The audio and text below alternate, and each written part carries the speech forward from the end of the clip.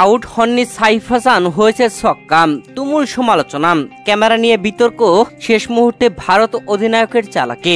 প্রিয় দর্শক, বাংলাদেশ ভারত সুপার 4-এ নিজেদের দ্বিতীয় ম্যাচে খেলতে নেমেছিল।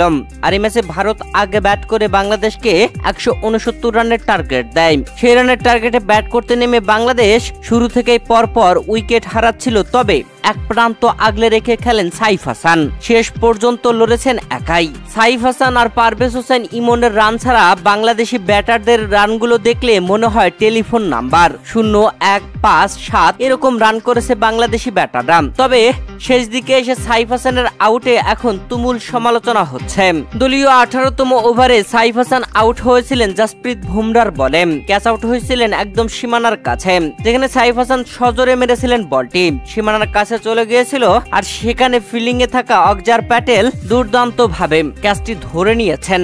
একবার তো মিস করে ফেলেছিলেন, তবে দ্বিতীয় দফায় বলটি ধরেছেন, তার পা ছিল একদম সীমানা ঘেঁচে। তবে টিভি রিপ্লেতে এটা বারবার দেখানো হয়নি, মাত্র একটিবার দেখানো হয়েছে, তাও এক ক্যামেরার ভিডিও দেখানো হয়েছে, যাতে স্পষ্টত বোঝা যাচ্ছিল না যে আসলে সীমানা থেকে কতটুক দূরত্বে। এটা হয়তো আপনারা অনেকে অনেকভাবে নিতে পারেন, মনে করতে পারেন বোকার মতো কথা। তবে বোকার মতো কথা নয়, এই ক্যাচটা এক ক্যামেরায় একবারই শুধু দেখানো হয়েছে।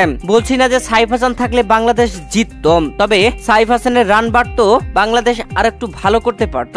শেষ মুহূর্তে ভারতের অধিনায়কের চালাকি, মুস্তাফিজ তখন ব্যাট করছিল, শেষ ওভারে খেলাম, উইকেট পড়ছিল না। তখন ওই ভারতের অধিনায়ক সূর্যকুমার যাদব পকেট থেকে কাঁচি বের করে কিছু যেন কাটছেন, মানে বোঝাচ্ছিলেন কাটার মাস্টার মুস্তাফিজকে আউট করতে বোলার তিলাককে, এমনটাই ইঙ্গিত করছিলেন সূর্যকুমার যাদব। মুস্তাফিজুর রহমান ক্যাচ তুলে দিয়ে আউট হয়ে যান। প্রিয় দর্শক, ভারতের বিপক্ষে এই ম্যাচে 41 রানের ব্যবধানে হেরে গেছে বাংলাদেশ।